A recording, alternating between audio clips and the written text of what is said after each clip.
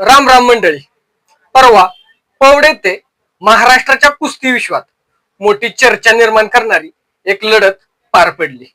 एका बाजूला महाराष्ट्र केसरी सिकंदर शेख, तर दुसऱ्या बाजूला उपमहाराष्ट्र केसरी मौली Kokate.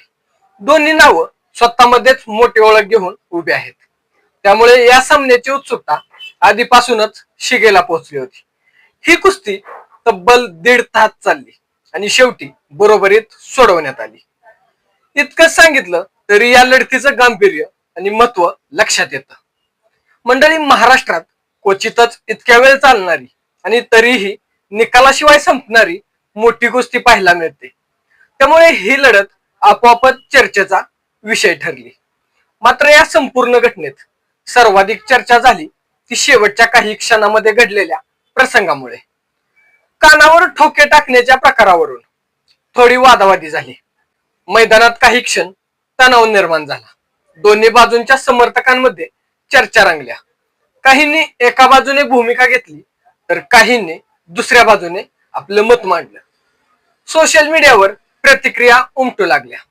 WhatsApp group, Facebook post, युट्यूबच्या कमेंट, सर्वत्र एकच विषय: मौली कोकाटे आणि सिकंदर शेख यांच्या वादाचा.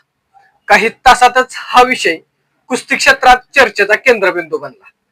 अनेकांनी आपापल्या अंदाजाने निष्कर्ष काढले. काहींनी भावना व्यक्त केल्या तर काहींनी संयमाची भूमिका घेतली. अशा वेळी परिस्थिती अधिक चिघळू शकते हे आपण पूर्वीही पाहिलं आहे. पण इथं एक सकारात्मक गोष्ट घडली. काल सोशल मीडियावर एक फोटो समोर आला. त्या फोटोमध्ये सिकंदर शेख आणि मौली कोकाटे हे दोघे पण एकमेकांच्या खांद्यावर हात ठेवून उभे राहिले असल्याचं दिसलं. चेहऱ्यावर स्मित हास्य, कोणताही राग नाही, कोणतीही कटुता नाही. त्या एका चित्रानं संपूर्ण वादाला पूर्णविराम दिल्यासारखं झालं. मंडळी, हा फोटो फक्त एक फोटो नव्हता, तो एक संदेश होता. मैदानात स्पर्धा असते पण मनात वैर नसतं. क्षणिक भावना असू शकतात पण कायमचा तणाव नसतो. दोन्ही मल्लांनी मोठेपणा दाखवत गैरसमज दूर केले अशी स्पष्ट भावना या फोटोतून, या घटनेतून दिसून आली. आणि हेच खऱ्या खेळाडूतीचं लक्षण आहे. कुस्ती म्हणजे केवळ ताकद किंवा विजय नाही, ती संयम, शिस्त आणि परस्परांचा आदर शिकवणारी एक मोठी परंपरा आहे. एक गोष्ट आपण ठामपणे लक्षात ठेवली पाहिजे: दोघेही आपल्या महाराष्ट्राची शान आहेत. दोन्ही पैलवान आपलेच आहेत.